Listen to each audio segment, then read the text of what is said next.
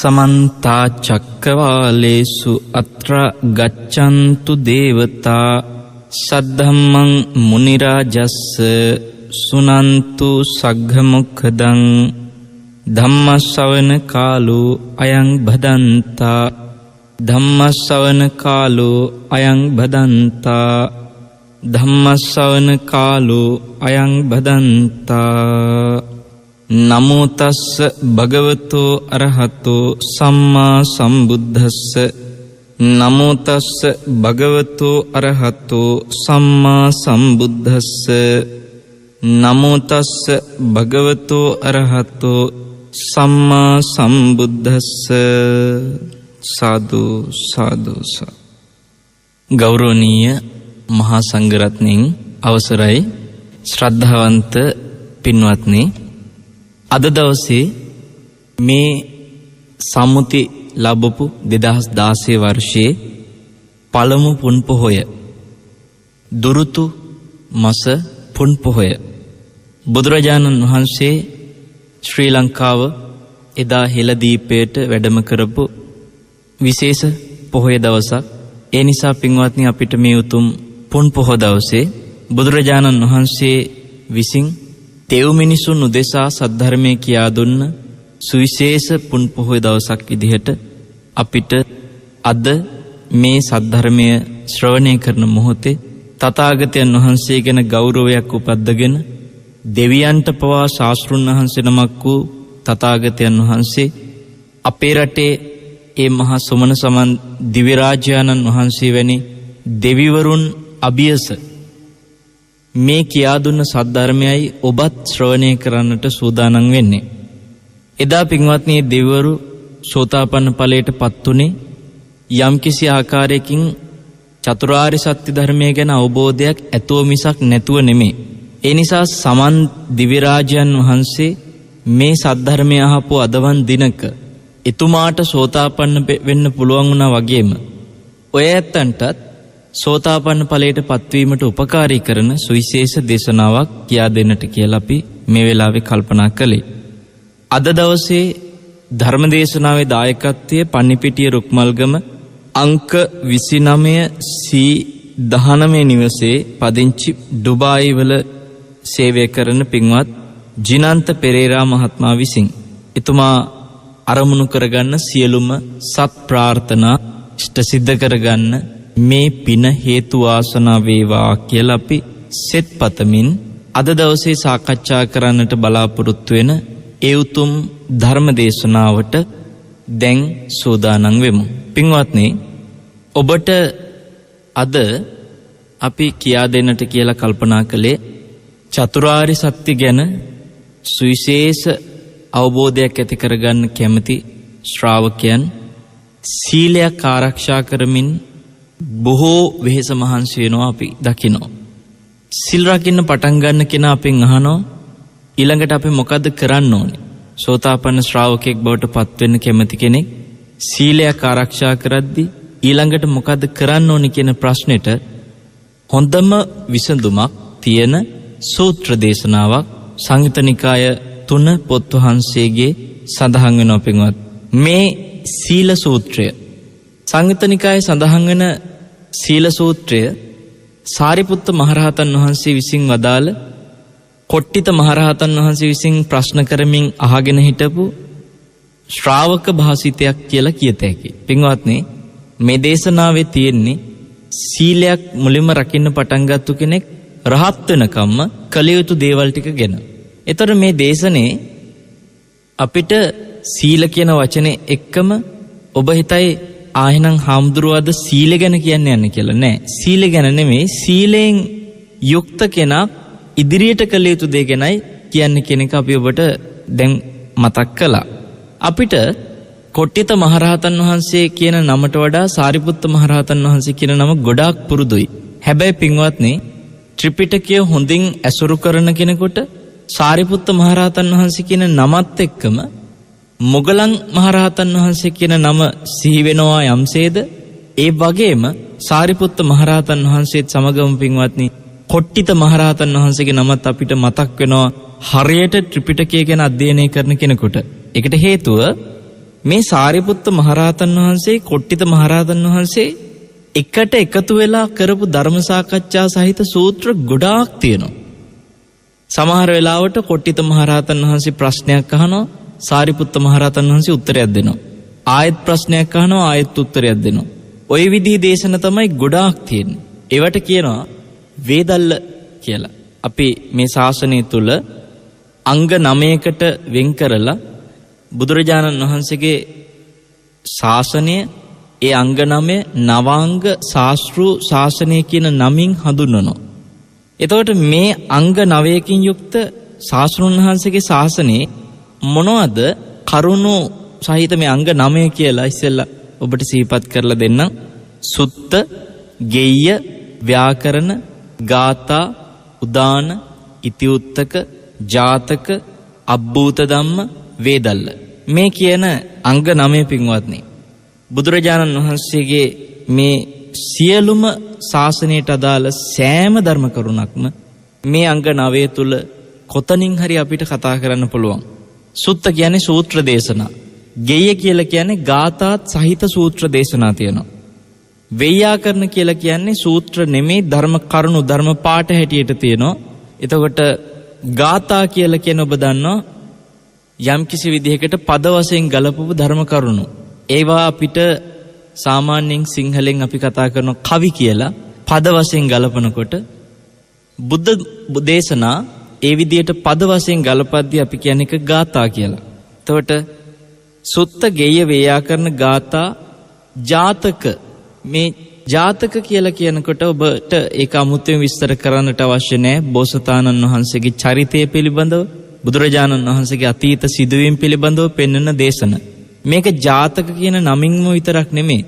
සමහර වෙලාවට ජාතක කියන කොටසට අයිති තවත් බොහෝ දේශන තියෙනවා. දැන් දීඝනිකායේ මහා සුදස්සන සූත්‍රය, මජ්ක්‍ධිම නිකායේ මකාදේව සූත්‍රය, මේ වගේ දේශනක් තියෙනවා පින්වත්නි. අතීත සිදුවීම් ගැන පෙන්වන සූත්‍ර දේශනත් ඒවත් අයිති ජාතක කියන එකටත් සම්බන්ධතා තියෙනවා.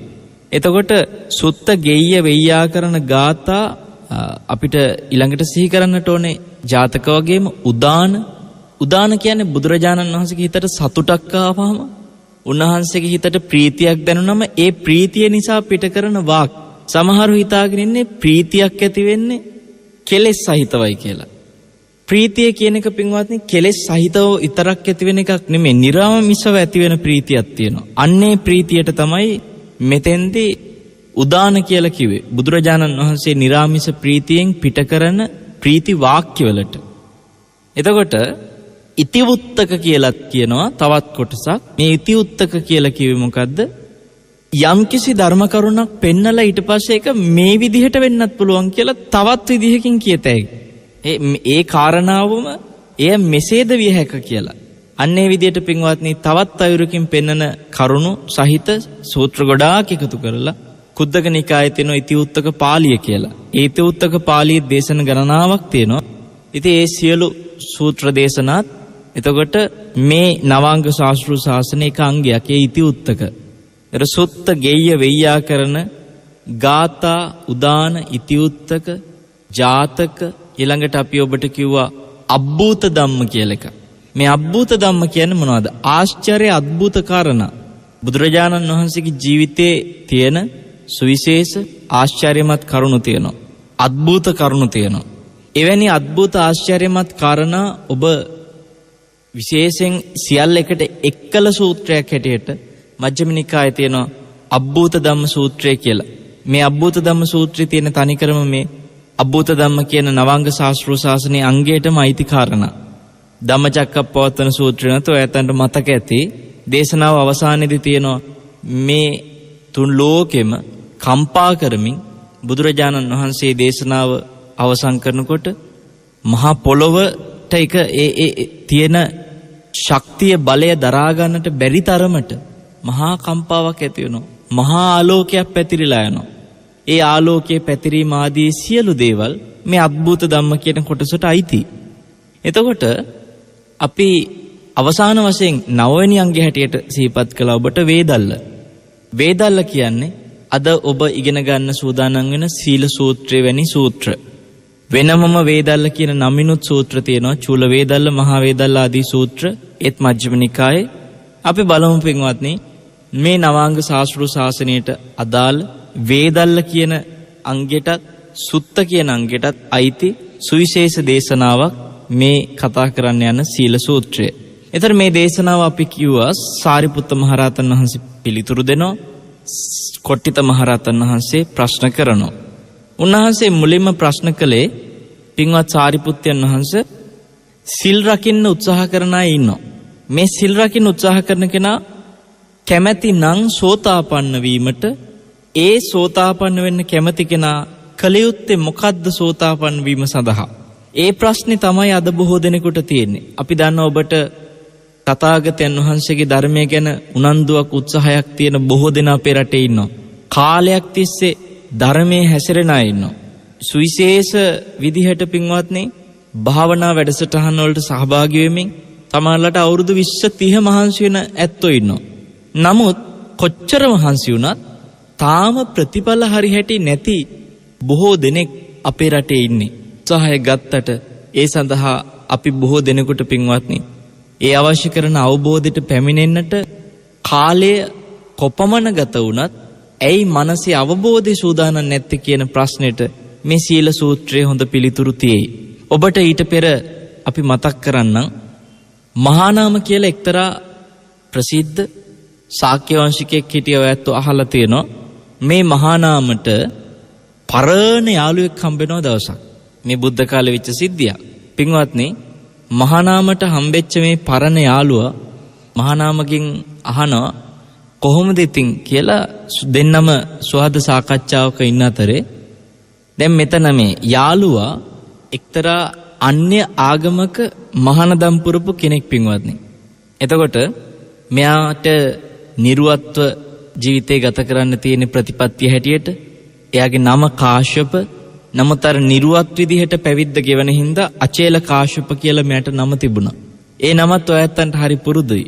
පින්වත්නි අචේල කාශ්‍යප මහා නාමත් එක්ක කතා කරන අතරේ මහා නාම ඇහුවා ඔබ දැන් මහාන වෙලා කොච්චර කල් වෙනවද? කියන අවුරුදු 30ක් විතර වෙනවා කිව්වා. ඊට පස්සේ අහනවා දැන් අවුරුදු 30ක් තිස්සේ ඔබ මහාන වෙලා සෑහෙන ප්‍රතිපත්ති වීරිය වඩමින් පුරන්නට ඇති නේද කියලා ඇහුවා. ඔව් මම බොහොම වීරියෙන් ඉන්න කෙනෙක් කිව්වා. අපිට කියලා තියෙන ප්‍රතිපත්ති කවදාකවත් කඩලා නැහැ. ඒ ප්‍රතිපත්ති තුළ හැමදාම මම කටයුතු කරනවා කියනවා. ඊට පස්සේ අහනවා පින්වත්නි දැන් ඔබ ඔය කියන විදිහට අවුරුදු 30ක් තිස්සේ ඔබේ ඔය මහානදම පුරනෝ නම් ඔය නිර්වත් ජීවිතයක් එක්ක ඔබ යම්කිසි විදිහකට ලොකු අවබෝධයක් විශාල ඵලයක් ලබලා ඇති නේද කියලා ඇහුවා. මොනවද දැන් ඇත්තටම ඔය අවුරුදු 30 තිස්සේ ඔබට ලැබුණේ? කාශ්‍යප කල්පනා කළා. කල්පනා කරලා කියනවා මහානාමට මහානාම දැන් මම අවුරුදු 30ක් තිස්සේ ලැබුවේ මොනවද කියලා හිතනකොට මටත් දැන් තමයි මතක් වෙන්නේ මම මෙච්චර කාලයක් ලබලා තියෙන මේ හෙළුවයි මොනර පිලයි විතරයි කිව්වා. කියන්නේ එයාගේ නිර්වත් ජීවිතේයි අතේ තියෙනවා පින්වත්නි මොනර පිල් කලඹක්. මොනර පිල් කලඹ තියාගෙන ඉන්නේ ගොඩක් වෙලාවට ඇත්තටම සත්තු මැරෙන්නේ නැති වෙන්නට කියලා අදහසින් තමයි වාඩි වෙන්නේ. නමුත් අර වාඩි වෙන්න කලින් වාඩි වෙන තැන පිහින්නට තියෙන පිල් කලඹක් මොනර පිල් කලඹ. ඉතින් අපිට හිතා ගන්න පුළුවන් ඒක සත්තු මැරෙන හින්දාද නැත්නම් නිර්වත්ව ඉන්න කෙනෙක් හැටියට කුඹියේ හරි නොඑක් සත්තු ඉන්න තැනක වාඩිනොත් එහෙම වෙනත් අකරතැබ්බ වෙන්න පුළුවන්. ඒ හින්දා පින්වත්නි මේ මොනර පිල් කලඹ පාවිච්චි කරනවා. ඉතින් දැන් මෙයා කියනවා මට මෙච්චර තමයි තියෙන්නේ කිව්වා. මොනර පිල් කලඹයි මේ නිර්වතයි. අවුරුදු 30ක් තිස්සේ. ඊට පස්සේ කාශ්‍යපත් අහන මහා නාමගෙන් දැන් ඔබ මොනවද කරන්නේ? ඔබත් යම් කිසි විදියකට දහමක් අවබෝධ කරන්න එහෙම උත්සාහ කරන කෙනෙක්ද? එතකොට කියනවා මම බුදුරජාණන් වහන්සේව සරණ ගිය ශ්‍රාවකෙක් කිව්වා. ඊට පස්සේ අහනවා ඔබට බුදුරජාණන් වහන්සේව මුණ ගැහිලා කොච්චර කාලයක් වෙනවද? මහා නාමත් ඒ වගේම කාලයක් බුදුරජාණන් වහන්සේව ඇසුරු කරන බව කිව්වා. එතකොට මහා නාමගෙන් අහනවා කාශ්‍යප එතකොට ඔබ මේ බුදුරජාණන් වහන්සේව ඇසුරු කරනවා නම් අවුරුදු 30ක විතර ආසන්න කාලයක් ඔබට මොනවද ලැබුණේ උන්වහන්සේව ඇසුරු කරලා? මහා නාම කියනවා මට පුළුවන් ඕන වෙලාවක මගේ හිත එකඟ කරගෙන පළවෙනි ධානයටපත් වෙන්න. විවිච්ඡේව කාමේහි විවිච්ඡ අකුසලේහි ධම්මේහි. කාමයන්ගෙන් වෙන් වෙලා අකුසල ධර්ම වලින් වෙන් වෙලා මට ඕන වෙලාවක පුළුවන් කිව්වා මේ පළවෙනි ධානයටපත් වෙන්න. ඊළඟට දෙවෙනි ධානය, තුන්වෙනි ධානය, හතරවෙනි ධානය කියන ධාන මම ඕන වෙලාවක පුරුදු කරනවා කියනවා. ඔබ බලන්න දැන් මේ බුද්ධ කාලේ හිටිය ශ්‍රාවකයෙක්ගේ කතාවක්. ඒ කියන්නේ එදා ගිහි ශ්‍රාවකයෙක් ඒ විදිහට ධාන දියුණු කරා නම් පැවිදි ශ්‍රාවකයෝ කොච්චර වීරියක් ඒ කාලේ තියෙන්නේ නැද්ද? බුදුරජාණන් වහන්සේ බොහෝ දේශනාවලදී ඔබට මතක ඇති අපි පසුගිය සෙනසුරාදා ඊට පෙර සෙනසුරාදා දේශනාවේදී කියා දුන්න ඉන්ද්‍රිය භාවනා සූත්‍රයේ අවසානයේදී ආනන්ද ස්වාමීන් වහන්සේට බුදුරජාණන් වහන්සේ එතෙන්දී මතක් කළා ඒතානි රුක්ක මූලානි ඒතානි ශුඤ්ඤාගාරණි. මේ ගස් මුල් තියෙනවා, හිස් අවකාශ තියෙන ඔය පාළු තැන් තියෙනවා. ඒ කියන්නේ නිදහසේ භාවනා කරන්න පුළුවන් විවේකී ස්ථාන තියෙන ඕන තරම්. ජහයතානන්ද ධාන වඩන්න ආනන්ද කිව්වා. මා පමාදත්ත පරක්කු වෙන්න එපා කිව්වා. මා පච්චා විපටිසාරිනෝ අහුවත්ත පරක්කු වෙලා ඊට පස්සේ පසුතැවෙන්න එපා කිව්වා. එහෙම එදා බුදුරජාණන් වහන්සේ අවවාද දුන්නේ ධාන වඩන්න කියලා. එතකොට පින්වත්නි එදා ගිහි ශ්‍රාවකයොත් මේ මහා නාම ශාක්‍ය වංශිකය වැනි ගිහි ශ්‍රාවකයොත් ওই විදියට කුඹුරු අතපිටි කරමින් දරුමල්ලු බලා කියාගෙන ওই විදියට ජීවිතේ ගත කළා කියන්නේ ඒ ඇත්තෝ එදා ධානත් වැඩුවා කියන්නේ මොනතරම් ශ්‍රේෂ්ඨයිද?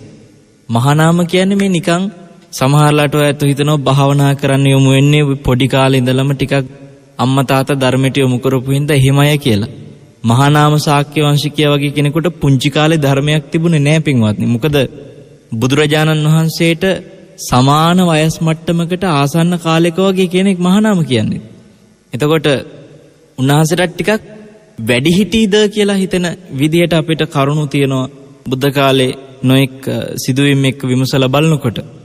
මහා නාම ශාක්‍ය වංශිකයා සමහර වෙලාවට මේ ධර්මයේ මුණ ගැහෙන්න කලින් තමන්ගේ සේවිකාවන් සමග පවා කාමයේහි යෙදුණු බව, නොයේ කම්සැප සොයපු බව සමහර කරුණු වලින් අපිට පේනවා. මොකද මහා නාම ශාක්‍ය වංශිකයාට දාව එක්තරා සේවිකාවකට ලැබෙන දියණියක් හිටියා. මේ දියණිය තමයි කොසල් රජතුමාට ශාක්‍ය වංශයෙන් විවාහයක් කරගන්න ඕනාට පස්සේ යවන්නේ. එතකොට අපිට ඒකෙදි පේනවා පින්වත්නි සේවිකාවකගෙන් පවා යම්කිසි විදිහකට අයුතු ආකාරයෙන් කම්සැප සොයපු කාමයේ මුල් කරගත්ත රාගයෙන් බලවත් වූ සිතක් තීච්ච කෙනෙක් නම් මහා නාම අද එවැනි කෙනෙක් ධාන වඩන මට්ටමට හිත යොමු කරගත්තා කියන්නේ. ඒ විතරක් නෙමෙයි මෙතෙන්දි කියනවා කාශ්‍යප දැම්මම මේ බුදුසසුන තුල ශ්‍රාවකයන් 4 දෙනෙක් ඉන්නවා. සෝතාපන්න, සකදාගාමි, අනාගාමි, අරහත් කියලා. මේ 4 දෙනාගේ 3 වෙනි මට්ටමට මං ගිහිල්ලා ඉන්නවා කිව්වා. ඒ කියන්නේ අනාගාමි ශ්‍රාවකෙක් විදිහට. අපිට ඒ වෙද්දි පේනවා මේ අනාගාමි ශ්‍රාවකෙක් විදිහට අද ධාන දියුණු කරමින් කටයුතු කරනවා කියලා කියන්නේ බුදුරජාණන් වහන්සේගේ ශාසනය තුළ මේ ගත කරපු අවුරුදු 30 කවදාකවත් මහා නාමයට හිස් වෙලා නැහැ. මහා නාම ප්‍රයෝජනයක් ලබලා තියෙනවා, ප්‍රතිඵලදායි. කාශ්‍යපටත් ආසය තුන. මේ අහනවා ඔබ ගිහියෙක් වෙලා ওই විදිහට ධාන වඩනවා. මම පැවිද්දෙක් වෙලා මගේ ඔළුවේ කෙලෙස් තාමත් එහෙමමයි. මට මේ නිර්වතයි මොනරපිල් කලඹයි විතරක් මේ අවුරුදු 30ක් තිස්සේ තියාගෙන ඇවිද ඉන්න එක විතරයි මං කළේ. ඒතර පැවිදි ජීවිතයක් ගෙවුවා නම් මං අවුරුදු 30ක් ඔය කියන ශාසනය තුල මෙලහට ඔබ ඔය කියන 4 වෙනි ශ්‍රාවකයා බවට පත් වෙලා ඉන්නේ මම. මාත් ඔය ශාසනේ සරණ යනවා කියලා ඒ වෙලාවේ කාශ්‍යප බුදුරජාණන් වහන්සේ සොයාගෙන ගිහිල්ලා මහාන වෙනවා පෙන්වන්නේ වැඩි කාලයක් ගෙන රහත් වුණා. ඒතර පේනවා රහත් වෙන්නටත් පින තීච්ච කෙනෙක්. අවුරුදු 30ක් තිස්සේ ඔහේ නිකන් ජීවිතේ ගත කරගෙන තියෙනවා. මොකද අවශ්‍ය ප්‍රතිපත්තිය නැති නිසා. මේ වෙලාවේ net ශ්‍රවණය කරන ඔය ඇත්තෝ අතර අපි ඔබට මතක් කරන්නම්. ඔය ඇත්තෝ ඔහේ ජීවිතේ ගත කරනවා. සමහර විට උපන්න ජීවිතය තුළ කනවා බොනවා නිදියනවා ඔහේ වැඩට යනවා. මේ වගේ ජීවිතයක් පමණක් නම් ඔබ ගෙවන්නේ පින්වත්නි. අපි සාමාන්‍යයෙන් මනුස්ස ලෝකෙ නෙමෙයි තිරිසන් ලෝකෙ ගියත් ওই ටිකම කරනවා කියලා හිතෙනවා. මොකද තිරිසන්නොත් කනවා බොනවා නිදියනවා කම්සැප විඳිනවා ওই දේවල් ටික තමයි කර ඉන්නේ. ඒතර අපිට මේ විදිහට net fm හරහා ඔබ සිත්නෙත් අසපු ආදී ධර්ම දක්ෂිනා ආදී මෙත්නෙත් පාමුලා ආදී මේ උතුම් ධර්ම දේශනා සහිත ජීවිතාවබෝධයට උපකාර වෙන වැඩසටහන් ශ්‍රවණය කරද්දී ඔබට පින්වත්නි ඔය ඉන්න තිරිසන්නුන්ගේ ජීවිතයට සමාන ජීවිතයක් ගත කරන කෙනෙක් නොවි ඉස්සරහට යන්නට ඔබ සහ දේශකෙක් හැටියට මම අපි සියලු දෙනාම උත්සාහ කරන්න ඕනේ. ඒතර අපිට ඔය මහානාම ශාක්‍ය වංශිකයා වගේ ගිහි අය අද තර දුරට බලාපොරොත්තු වෙන්න බැරි වුණා. අනාගාමී මට්ටමේ හිත දියුණු කරන අය බලාපොරොත්තු වෙන්න බැරි වුණත් අඩුම තරමේ පින්වත්නි සෝතාපන්න ශ්‍රාවකයෙක් බවට පත් වෙන්නට හෝ ඒ සඳහා උත්සාහ කරන්නට හෝ අපි අද මහන්සි ගන්නවා නම් ඒ සඳහා මේ සීල සූත්‍රය උදව් වෙනවා. ඒ සීල සූත්‍රය තුළ දැන් ඔබට අපි කිව්වා සාරිපුත්ත මහරහතන් වහන්සේගෙන් මොකක්ද අහපු පළවෙනි ප්‍රශ්නේ කොට්ටිත මහරහතන් වහන්සේ රහතන් වහන්සේ නමක් වුණත් අහන්නේ අපි වෙනුවෙන්. මොකද උන්වහන්සේ රහත් වෙලා කොට්ටිත මහරහතන් වහන්සේ. හැබැයි උන්වහන්සේ අහන්නේ මොකද්ද?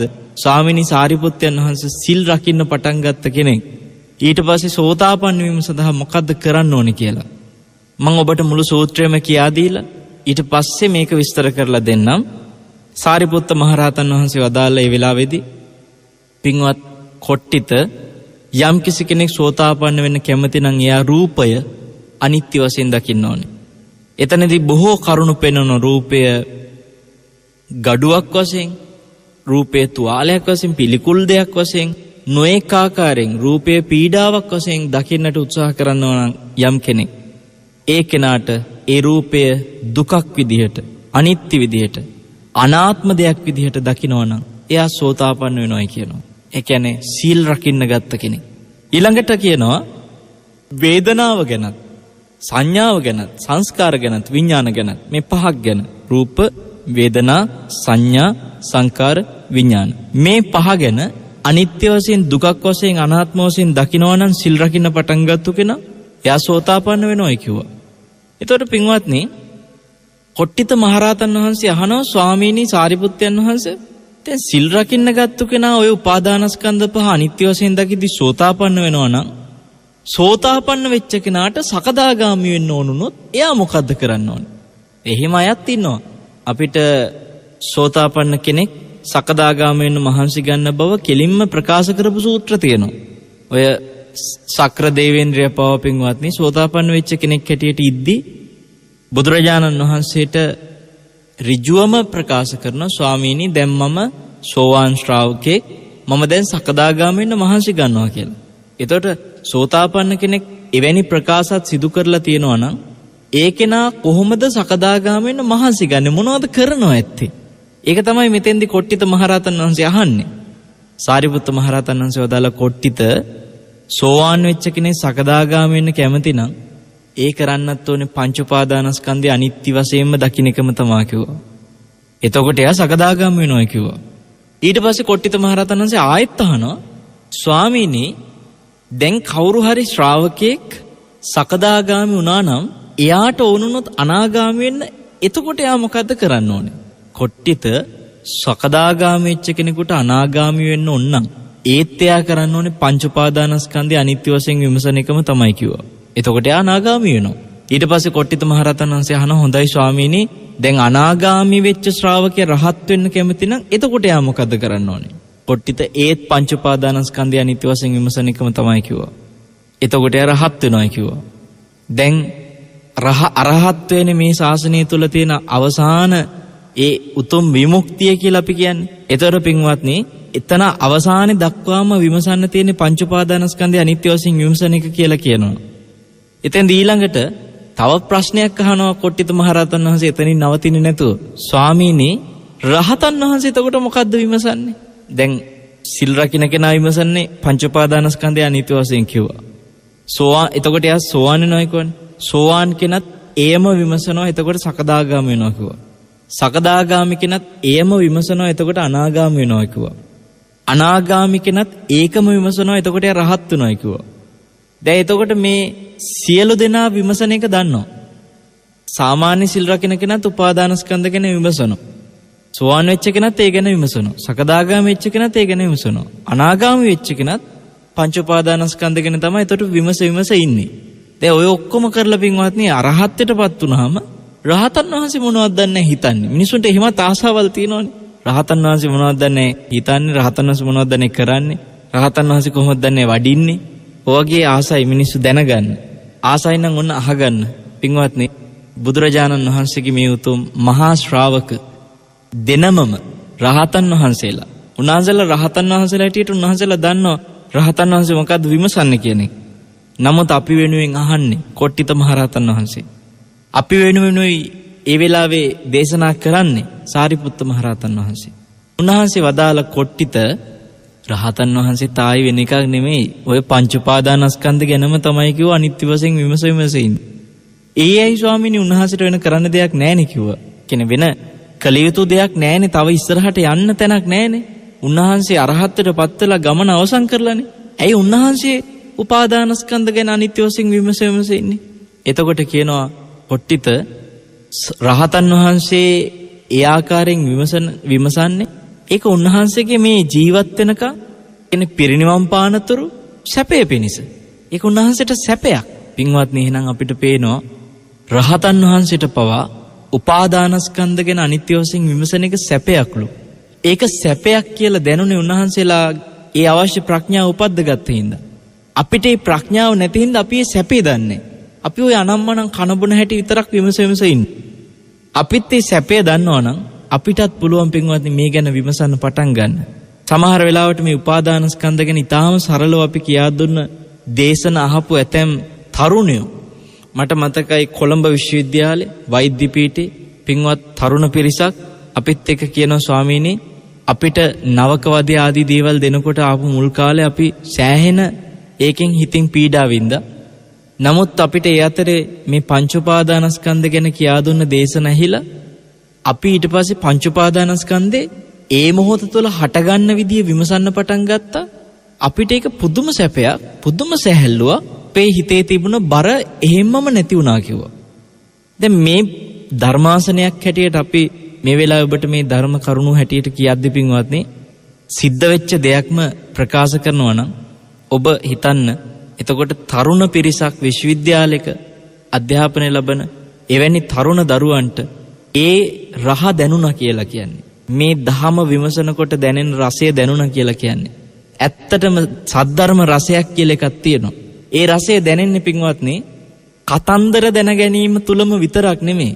ඒ රසය දැනෙන්නේ ඒ ධහම ඔස්සේ ඔබට ජීවිතේ ටික අවබෝධය එනකොටයි. අවබෝධය දැනෙනකොට.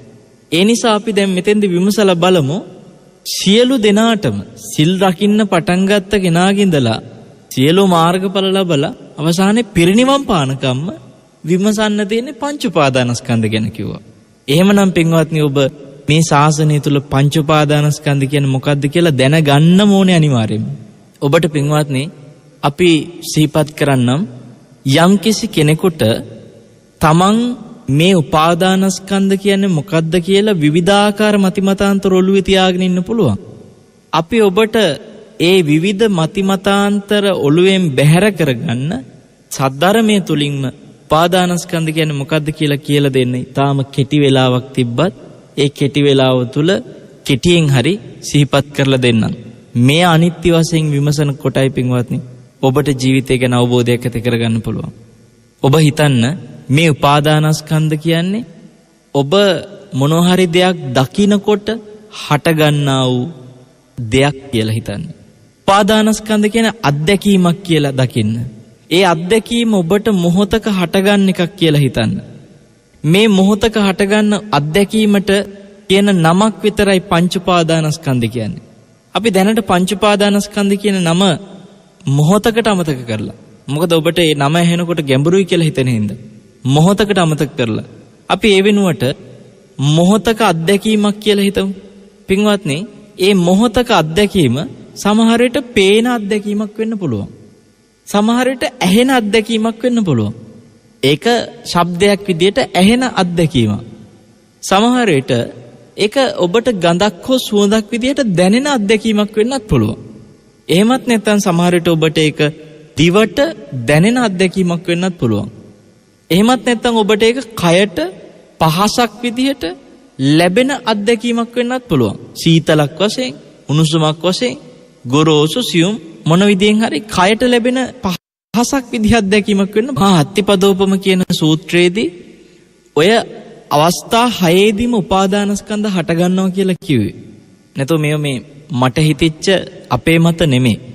ඒ මහා අත්තිපදෝපම සූත්‍රයේදී සාරිපුත්ත මහරහතන් වහන්සේ වදාලා ඇහැට පේන රූපයක් දකිනකොට ඔතන ඒ මොහොතේදී හට ගන්නවා කිව්ව රූප, වේදනා, සංඥා, සංකාර, විඥාන. මේ ඔක්කොම ඒ මොහොතේ හට ගන්නවා. ඔබ මේ වෙලාවේ මොහොතකට බලන්න ඔබේ ගුවන් විදුලිය සුසර කරගෙන ඔබ මේ සිත්නේ තසපුව සමග තාම අවධානය ධර්මයේ ශ්‍රවණය කරගෙන ඉන්න මේ මොහොතේ ඔබ මොහොතකට වටපිට බලන්න. ඔබට පින්වත්නි වටපිටාවේ ඇහැට නෙත ගැටෙන බොහෝ දේ තියෙනවා. පින්වත්නි ඔබ අහන්නේ මේ වෙලාවේ. දැන් ඔබ බලන්නේ නෙත් වලින්. ඒ නෙත් වලින් බලනකොට ඔබට පින්වත්නි ඒ පේන්නේ රූප. ඔබට ඒ පේන රූප ඔබ සිහි කරලා බලන්න එකින් එක වෙනස් වෙනවා. කොහොමද වෙනස් වෙන්නේ? ඔබ යම්කිසි රූපයක් දෙස බලන සැනින් ඔබට තවත් රූපයක් දෙස මොහොතකින් ඔබ ආයෙත් බලන්න වෙනත් රූපයක් දෙස. දැන් ඔබ තවත් රූපයක් දිහා බලනකොට ඔබ පෙර දැක්ක රූපේ දැන් ඔබ තුල නැති වෙනවා. ඒ නැති වෙන්නේ පින්වත්නි උපාදානස්කන්ධ නැති වෙන නිසා. මේ කතාව ගැඹුරුයි. හැබැයි ගැඹුරුනාට කොහොම හරි අපි තේරුම් ගන්න බලමු. තියෙන්නේ පොඩි වෙලාවක්නේ. ඒ නිසා අපි මේක සාකච්ඡා කරමු මේ විදිහට. ඔන්න ඔබ හිතන්න අපිට පේන දේ පපඩමක් කියලා හිතමු. මේක උදාහරණයකට මම කියන්නේ. පපඩමක් ඇහැට පේනවා. මේ පේන පපඩම සතර මහා ධාතුන්ගෙන් සකස් වෙච්ච රූපයක්. රූපයක් ගැන කියනකොට සතර මහා ධාතුන්ගෙන් සකස් වෙච්ච දෙයට කියන නමක් කියලා ඔබ මතක තියාගන්න. සතර මහා ධාතුන්ගෙන් පඨවි, ආපෝ, තේජෝ, වායෝ කියන ධාතුන්ගෙන් හටගත්තු දෙයට කියන නමක් තමයි රූපේ කියන්නේ.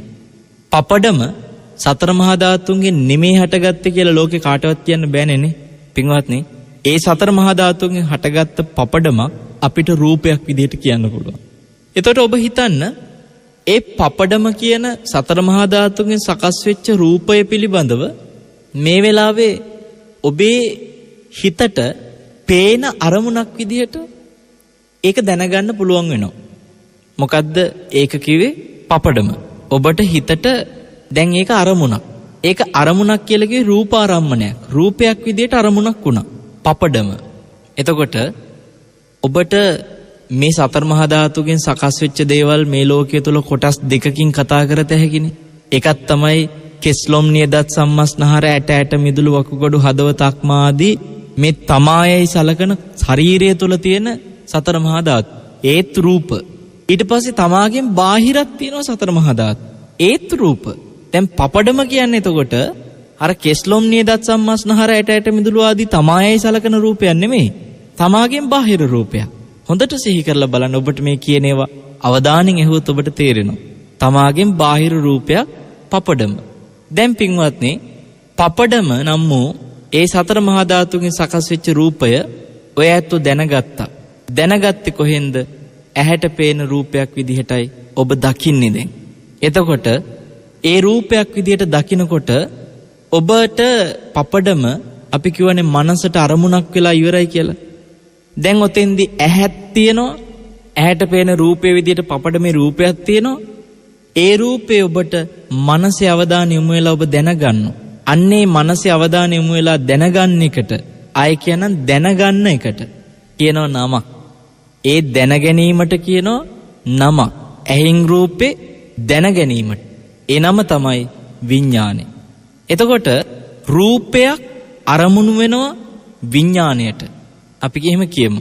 එතකොට සතර මහා ධාතුන්ගෙන් සකස් වෙච්ච රූපයක් විඥාණයට අරමුණු වෙනවා කියන එක අනිවාර්යයෙන්ම පින්වත්නි ඇහැද කනද නහයද දිවද කයද මනසද කියලා කතාවක් නැහැ. කොහෙන් හටගත්තත් සතර මහා ධාතුන්ගෙන් සකස් වෙච්ච රූපයක් තමයි අපි දැනගන්නේ. දැනගන්නේ කියවේ විඥාණයෙන් හටගන්නේ. අපි ඔතනදී ඇහැට පේන රූපයක් විදිහට පපඩම දැනගන්නවා වගේම ඒකට අපි කියනවා විඥාන හැරේ චක්ක විඥාන කියලා. ඇහෙන් දැනගැනීම පපඩම දකින්නකොට හටගත්තේ චක්ක විඥාන. එතකොට පපඩම නම් වූ මේ සතර මහා ධාතුන්ගෙන් සකස් වෙච්ච රූපය ගැන ඔබට මෙහෙමත් හිතන්න පුළුවන්. ඔබ පපඩම අතට අරගෙන දෙකට කඩනවා. එහෙම නැත්නම් හපනවා. හපනකොට ඔබට ඇහෙන ශබ්දයක් කරස් ගාලා. මේ ශබ්දෙ මොකද්ද? එතනදී සතර මහා ධාතුන්ගෙන් සකස් වෙච්ච රූපයේ ඇහැට පේන ගතියක් තියෙනවා වගේම කනට ඇහෙන ගතියකුත් තියෙනවා කියලා තේරුම් ගන්න. ඇහැට පේන ගතිය පෙනෙද්දී කනට ඇහෙන ගතිය ඇහෙනවා. එතකොට පෙනුනත් එකයි ඇහුනත් එකයි. පෙනුනෙත් සතර මහා ධාතුන්ගෙන් හටගත්තු රූපයක්, ඇහුනෙත් සතර මහා ධාතුන්ගෙන් හටගත්තු රූපයක්. ඒ කියන්නේ රූපයේ පේන ගතිය පෙනුණා, ඇහෙන ගතිය ඇහුණා. එතකොට පේන ගතිය පෙනුනේ චක්කු විඤ්ඤාණයට නම් ඇහෙන ගතිය ඇහුනේ සෝත විඤ්ඤාණයට. දැන් ඔබට එතෙන්දි පින්වත්නි නහයටත් දැනෙනවා සුවඳක් පපඩමේ. හරි සුවඳයිනේ පින්වත්නි. ඒ සුවඳ ඒ වෙලාවේ නහයට දැනෙන ගතිය කියලා මතක තියාගන්න සතර මහා ධාතුන්ගේ. එහෙනම් ධාතුන්ගේ නහයට දැනෙන ගතියක් තියෙන්නත් පුළුවන්. ඒක තමයි දැන් මේ පපඩම නම් ඒ ධාතුන්ගේ නහයට දැනෙන ගතියයි ඔය ඔබේ නහයට දැනෙන්නේ දැන්. එතකොට පින්වත්නි ඒ නහයට දැනෙන ගතිය දැනගත්තේ මොන විඤ්ඤාණයෙන්ද? ඒකට කියනවා ගාහන විඤ්ඤාණය. නහයට දැනෙන ගඳ සුවඳ දැනගන්නේ අන්නේ විඤ්ඤාණය. එතකොට ඔබට පින්වත්නි මේ පපඩම කනකොට දිවටත් දැනෙන රසයක් ඒත් සතර මහා ධාතුන්ගේ තව ගතියක්.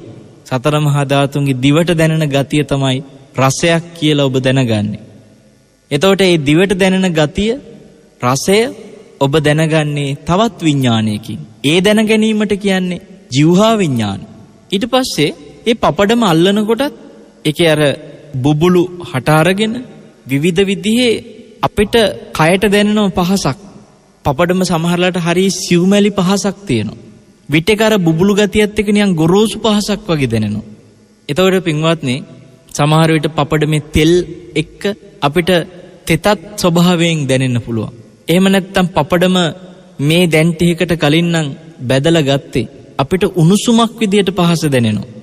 ඔය ඔක්කොම මේ සතර මහා ධාතුන්ගෙන් සකස් වෙච්ච පපඩම නම් වූ රූපේ අපිට දැනෙන පහස, කයට ලැබෙන පහස. එතකොට ඒකත් සතර මහා ධාතුන්ගේ දැනෙන ගතියක් කියලා කියන එක ගතියක්. පේන ගතිය, ඇහෙන ගතිය, නහයට දැනෙන ගතිය, දිවට දැනෙන ගතිය, ඊළඟට මේ කයට ලැබෙන පහස ඒකත් ගතියක්. එතකොට ඒ පහස දැනගන්නේ මොන විඤ්ඤාණයෙන්ද? ඒකට කියනවා කාය විඤ්ඤාණය. දැන් අපි ඔබට එතකොට පපඩමේ පේන ගතිය දැනගත්තේ චක්කු විඤ්ඤාණයෙන් කිව්වා. පපඩමේ ඇහුණු ගතිය දැනගත්තේ සෝත විඤ්ඤාණයෙන් කිව්වා. පපඩමේ නහයට දැනෙන ගතිය දැනගත්තේ ගාන විඤ්ඤාණයෙන් කිව්වා. ඒ පපඩමේ රසය දැනෙන ගතිය දැනගත්තේ ජීවහා විඤ්ඤාණයෙන් කිව්වා. පපඩමේ තියෙන පහස දැනගත්තේ කාය විඤ්ඤාණයෙන් කිව්වා. දැන් ඔබට ඇත්තටම සමහර විට ඔය ඔක්කොම මේ වෙලාවේ කිව්වට ඔබට පේන්නේ නැති පපඩමකුත් නැතුව ඇති. පපඩමක සාද්දයක් මේ වෙලාවේ සමහර විට ඇහෙන්නෙත් නැතුව ඇති. පපඩමක සුවඳක් මේ වෙලාවේ සමහර විට ඔබට දැනෙන්නෙත් නැතුව ඇති. පපඩමක රසයක් සමහර විට ඔබට මේ වෙලාවේ දැනෙන්නෙත් නැතුව ඇති. පපඩමක පහසක්වත් මේ වෙලාවේ ඔබට ලැබෙන්නේ නැතුව ඇති. හැබැයි ඔය මොක නැතත් පපඩම දැන් ඔබට සිහි වෙනවනේ. සිහි වෙන එකත් පින්වත්නි සතර මහා ධාතුන්ගෙන් හටගත්ත පපඩමක තියෙන ගතිය. ඒ සිහි වෙන ගතිය මොකද්ද? ඒකට කියන්නේ මනෝ විඤ්ඤාණය. ඒ කියන්නේ මනසට හරි දැනගන්න ලැබෙනවා පපඩමේ ගතිය. ඒ ගතිය තමයි සිහි වෙන ගතිය. දැන් ඔබ බලන්න මේ මොන ගතිය වුණත් ඔය සිහි වෙන ගතිය තුල ඉඳලා බලන්න. පපඩම නෙමෙයි මෙතන කතාව. හිත තුලයි ඔක්කොම හටගත්තේ. හිත තුල පපඩමේ සිහි වෙන ගතියකට ඉඩක් ලැබුණා. ඒතර මේක තමා තුල වෙන කතාවක් නේ. තමන්ගේ හිත තුල සිද්ධ වෙච්ච දෙයක්. ඒ සිහි වෙන ගතිය වගේම තමයි පේන ගතිය උනත් තමන්ගේ සිත තුල තමයි පින්වත්නි අර බාහිර තියෙන සතර මහා ධාතුන් හැටගත පපඩම නෙමෙයි මෙතන කතාව. ඒ පපඩම මුල් කරලා තමන්ගේ සිත තුල හටගත්ත ගතිය. ඒ සිතේ හටගත්ත ගතිය තමයි චක්කු විඤ්ඤාණය කියලා කිව්වේ. එතකොට ඇහැට පේන රූපය සිත තුල දැනගන්න ස්වභාවය තමයි චක්කු විඤ්ඤාණය කිව්වේ. එහෙනම් පින්වත්නි මෙතන පේන, ඇහෙන, දැනෙන හැමදේම තමන්ගේ හිත තුල සිද්ධ වෙන දෙයක් හැටියට ඔබ තේරුම් ගන්න. එතකොට ඔබට අපි මේ වෙලාවේදී සිහිපත් කරන ඔය සිත තුල හටගත්ත අරමුණු, පපඩමේ පේන අරමුණු හෝ ඇහෙන අරමුණු හෝ දැනෙන අරමුණු හෝ ලැබෙන අරමුණු, හිතෙන අරමුණු මොනවා හරි අරමුණු ඔබ විඤ්ඤාණයෙන් දැනගත්තනේ. ඔය විඤ්ඤාණ වෙනුවෙන් පොඩ්ඩකට නවා ගන්න ඔබේ මහපට ඇඟිල්ල. ඔබේ අතේ තියෙන කකුල නෙමෙයි. එතකොට අතේ තියෙන මහපට ඇඟිල්ලක් ඔබ විඥානය ගැන මේ වෙලාවේ මතක තියාගන්න නවා ගන්න. ඊළඟට අපි ඔබට කව විඥාණයට අරමුණු වුණා සතර මහා ධාතුන්ගෙන් සකස් වෙච්ච රූපයක්. මෙතෙන්දී අපි ඒකට උපමා කරගත්තේ තමායයි සලකන රූප නෙමෙයි බාහිර රූපයක්. ඒ කියන්නේ පපඩමක් හැටියට අපි මේ වෙලාවේ කතා කළා එක උදාහරණයක් කරගෙන. ඒ හින්දා ඔබ දැනට විඥාණයෙන් දැනගත්තේ කොයි විදියට දැනගත්ත? ඇහි විඥාණයෙන් දැනගත්තත්, කනේ විඥාණයෙන් දැනගත්තත්, නහය විඥාණයෙන්, දිවේ විඥාණයෙන්, කය විඥාණයෙන්, මනස විඥාණයෙන් කොයි විඥාණයෙන් දැනගත්තත් ඔබ දැනගත්තේ සතර මහා ධාතුන්ගෙන් සකස් වෙච්ච රූපයක්නේ. මොකද ඒ රූපේ පේන ගතිය, ඇහෙන ගතිය, දැනෙන ගතිය ආදි ගති දැනගත්තේ. එහෙනම් ඔබ දැනගත්තේ සතර මහා ධාතුන් හටගත් රූපයක්. ඒතර රූපයක් ඇසුරු කරලා තමයි එනම් අනිවාර්යයෙන්ම විඥානය හටගත්තේ. ඔබ හිතන්න ඔබේ ඇහැට කවදාක්වත් සතර මහා ධාතුන්ගෙන් හටගත්ත දෙයක පේන ගතියක් දැනගන්නවා මිස පේන ගතියක් නැති දෙයක් කවදාක්වත් ඔබ දැනගන්නේ නැහනේ. පේන ගතියක් නැති දෙයක් නැත්තම් කිසිම දෙයක් නැත්තම් කියන්නේ ඔබට දැනගන්න දෙයක් නැත්තම් එතකොට පින්වත්නි ඔබ මොකද දැනගන්නේ? ඔබට දැනගන්න දෙයක් තියෙනවා. ඒ දෙයක් කරගත්තේ රූපයක් වෙන්න පුළුවන්. ඒ රූපය සතර මහා ධාතුන්ගෙන් සකස් වෙච්ච රූපයක පේන ගතිය. ඔන්න ඔබ මේ වෙලාවේ එහෙනම් සතර මහා ධාතුන්ගෙන් සකස් වෙච්ච අර විඥානය ඇසුරු කරගත්ත රූපය වෙනුවෙන් චූටි ඇඟිල්ල නවා ගන්න සුළැඟිල්ල. දැන් ඔබ ඇඟිලි දෙකක් නවාගෙන ඇති. විඥානය වෙනුවෙන් මහපට ඇඟිල්ල, ඒ විඥානය ඇසුරු කරගත්ත ගතියක් හොයපු සතර මහා ධාතුන්ගෙන් සකස් වෙච්ච රූපය වෙනුවෙන් අපි පපඩම කියලා උපමා කරගත්ත විදිහට ඒ රූපය වෙනුවෙන් ඔබ සුළැඟිල්ල නවා ගන්න පුංචි ඇඟිල්ල. දැන් පින්වත්නි ඔබ සිහි කරන්න ඔබට පපඩම පෙනුනත් ඇහුනත් දැනුනත් මොන විදිහට හටගත්තත් ඔබ තුල යම්කිසි සැපයක් ඇති වෙන්න පුළුවන්. පේනකොට ඇහෙනකොට ඔබට සැපයක් ඇති වෙනවා. ඇහෙනකොට උනත් ඔබට සැපයක් දැනෙනවා. සමහරවිට ඒ පපඩමේ කරස් කියන සද්දේ ඔබට ඇහෙද්දී ඒක සැපයි. සැපයි කියලා තේරෙන්නේ ඒ සද්දේ නැත්තම් හිම දුකයි. ඒ කියන්නේ ඔබට ඒ පපඩමේ හපනකොට ඒ ශබ්දේ නැත්තම් ඔබට නිකන් මදි පුංචිකමක් ඒ පපඩම. එහෙනම් ඔබ අර ශබ්දයෙන් සැපයක් විඳිනවනේ. ඒතර පින්වත්නි ඔබට ඒ පපඩමේ සුවඳෙන් පව ඔබ සැපයක් විඳිනවා. ඒ පපඩමේ රසයෙන් පව ඔබ සැපයක් විඳිනවා. ඒ පපඩම අල්ලනකොට ලැබෙන පහසෙන් පව ඔබ සැපයක් විඳිනවා. ඒ පපඩම මේ වෙලාවේ ඔබට සිහි වුණත් සැප ඇති. එතකොට පින්වත්නි ඕක කෙනෙකුගේ හිතට ඒ විදිහට සැප වේදනාවක් දැනෙනවා කියන එක විඳීමක්. ඔබ සැපයක් විඳිනවා. විඳිනවා කියන්නේ වේදනා කියන එක තමයි අපි පාලියෙන් කියන්නේ වේදනා, සිංහලෙන් කියන එකට විඳිනවා. එහෙනම් සැප විඳින එකට කියන්නේ සැප වේදනා. සමහර විට එන්නේ දුක් වේදනා. ඒක දුකක් විඳිනවා. පපඩම මුල් කරලා දුකක් විඳින්න නැතුව ඇති. හැබැයි සමහර වෙන පපඩමට කැමති නැත්නම් අයට පපඩම පෙන්වන්න බෑ. අකමැති ඒවට. පපඩම් වලට අකමැති අය ඉන්නවා. නෑ මං කන්නේ නැහැ කියන. ඉතින් එයාට ඒක සතුටක් ඇති කරන සැපයක් ඇති කරන දෙයක් නෙමෙයි. ඒකට අකමැති. අකමැති කියලා කියන්නේ එයාට ඒක වේදනාවක්. සැප දුක් වේදනාවක් වෙනවා. සැප වේදනාවක් වෙන්නේ නැහැ. පපඩම් කන්න අකමැති කියන කෙනෙකුට පින්වත්නි බලෙන් කැවුවොත් එහෙම ඔබ හිතලා බලන්න එයා පිළිකුල් කරන එපා කියනවා. එතකොට කෙනෙක් කැමති දෙයක් තව කෙනෙක් අකමැති කියන්නේ කැමති කෙනාට සැප වේදනාවක්, අකමැති කෙනාට දුක් වේදනාවක්. එතකොට ওই වේදනාව ආවේ ඔබ අසවල් දෙය කියලා හඳුනාගත්ත හින්දානේ. දැන් ඔබට මේ වෙලාවේ පින්වත්නි ඇහින් දැනගැනීම විඥානේ උනාට දැනගත්තේ මොකද්ද කියලා කියනකොට පපඩමයි දැනගත්තේ කියනවනේ. පපඩම දැනගත්තා කියලා පපඩම හැටියට හඳුනගන්නේ. මේක ටිකක් කර වෙලා වැඩි. මේක ටිකක් හොඳට මේ අවශ්‍ය විදිහට බැදිලා තියෙනවා. ඒ අවශ්‍ය විදිහට ඔබ හඳුනගන්නේ. ඒ හඳුනා ගැනීමට කියන්නේ සංඥා.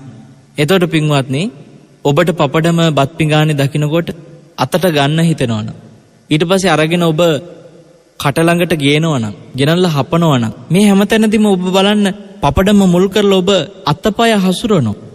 ඔබේ කට හසුරනවා.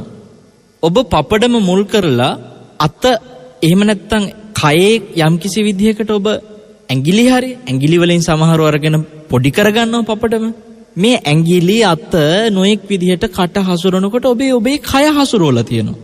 ඒ කය හැසිරවන්න පින්වත්නි චේතනාව ඕනේ. එහෙම නැත්නම් ඔබ කෙනෙකුට පපඩම මුල් කරලා වචන හසුරවනවා. මේ නෝනා මට තව පපඩමක් ගේන්න කියලා කියයි. එතකොට ඔබ පපඩම මුල් කරලා වචනයක් හසුරලා පපඩමක් තව ගේන්න කියලා. මේ පපඩම් බැදිලා නැහෙනි කියලා සමහර විට ඔබ කියයි. එතකොට ඔබ වචන හසුරනවා. එතකොට පින්වත්නි පපඩම මුල් කරලා ඔබට කය හරි වචන හරි අඩුම තරමේ හිත හරි ඔබ හසුරනවා. ඒ හසුරන්නේ චේතනාවලින්. ඒ චේතනාවලට කියනවා සංකාර කියලා. දැන් ඔන්න අපි ඔබට කරුණු තුනක් මේ වෙලාවේ හදිසියෙම කිව්වා ඉක්මනින්. වේදනා, සංඥා, සංකාර. වේදනා කියවේ පපඩම මුල් කරලා ආපු සැප හෝ දුක හෝ එහෙම නැත්නම් සමහරලාට සැප දුකත් නැති. ඒකට කියන උපේක්ෂා වේදනා. ගානක් නැහැ කියලා කියන්නේ. අන්න ඒ වගේ දැනෙන වේදනාවකුත් තියෙනවා. ඒකදී විශේෂ සැපයකුත් නැහැ, විශේෂ දුකකුත් නැහැ. සමහර දේවල් දැක්කම එහෙම නැද්ද ඔබට? ඇතැම් දේ දකිද්දි විශේෂ සතුටක් තියෙනවා. ඇතැම් දේ දකිද්දි විශේෂ දුකක් තියෙනවා. ඇතැම් දේ දකිද්දි එහෙම ගානක් නැහැ. විශේෂ සැපකුත් නැහැ, දුකකුත් නැහැ. එතරම් තියෙන වේදනාවක්. ඒකට කියන උපේක්ෂා වේදනා. ඒතර වේදනාවෙන් මොකක් හරි වේදනාවක් එනවනේ. ওই වේදනාව පින්වත්නි මේ වෙලාවේ ඔබ සුලැඟිල්ලෙන් නවාගත්තේ පපඩම නම් වූ සතර මහා ධාතුන්ගෙන් හටගත්තු රූපය. ඒ පපඩම මුල් කරලා මොකක් හරි එනවනේ වේදනාවක්. අන්නේ වේදනාව වෙනුවෙන් ඔබ නවා ගන්න වෙද ඇඟිල්ල. ඒ කියන්නේ සුලැඟිල්ලට අසල්වැසි ඇඟිල්ල. ඔබට ඒක මුදු ඇඟිල්ල කියලාත් කියනවා. අපි ඔබටන කියලා. සමහරට වෙද ඇඟිල්ල ඇඟිල්ලත් ඔබට ජීවිතේ වේදනාවක් දුන්න ඇඟිල්ලක් වෙනවනේ.